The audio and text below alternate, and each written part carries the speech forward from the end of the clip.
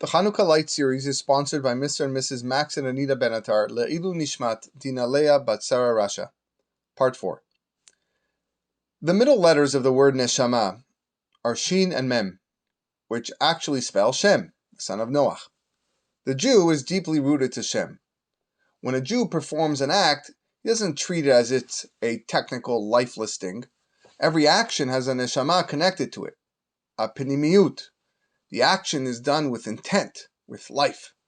Every Jew has 6 parts to his existence. Guf, Nefesh, and Ruach, the body, the soul, and the spirit, which are found in the body itself. Above the brain is the Neshama, as well as the Chaya and the Yechidah, which are all godly. The non-Jew only has the Guf, Nefesh, and Ruach. This is why only Bnei Israel are called Adam, because the Jew acts through his Neshama. Each of his actions is connected to God in an effort to cling to him. The non-Jew, who has no Pinimiyut, has no concept of a spiritual connection. When a Jew enters a synagogue or a Bet Midrash, a study hall, he leaves that place a different person, a better Jew, because the act of studying Torah and prayer raised him to a level closer to the mass of the universe. In contrast, when a non-Jew leaves his place of fun and entertainment, his pubs and bars, his drunken stupor would lead him to wrongful actions, because there's no purpose to what he does. A recent convert once approached a rabbi about her learning experience when preparing to join the Holy Nation. She stated, "Rabbi, I understood pretty much everything that was taught to me, and I accepted it all. One thing I can't understand is how a Jewish lady would cry when she would light the Shabbat candles. She couldn't figure out what was so emotional about lighting candles. But based on what we're saying, it's not so difficult to understand her lack of emotion, because the non-Jew has no business understanding the concept of Ner Hashem Nishmat Adam, that the candle of Hashem is the neshama of the person. Go and tell the goy that when we look at a candle, we see our soul, and our neshama is uplifted." This lady couldn't understand the spiritual element in lighting candles, and at first she was not ready to accept. But when she was told that this mitzvah is crucial to perform, especially for Jewish women, and that her conversion would be in jeopardy, she had no choice but to accept it. The conversion was finalized.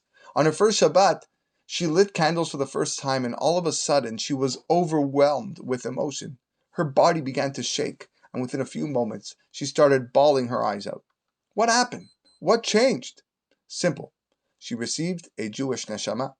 The neshama was stirred when facing the Shabbat candles. This is why the non-Jew can't stand to see the Jew rise in spirituality. The cursed Nazis from Germany are descendants of Ashkenaz, who was the grandson of Yefet. How many testimonies of survivors state the same idea? The moment they were caught performing any religious act, they were subject to severe punishment.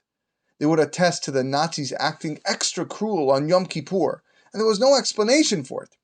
But in fact, Yom Kippur is a day of the Jewish soul. It's a day of the neshama. It's a day when every Jew's soul binds itself to God stronger than ever.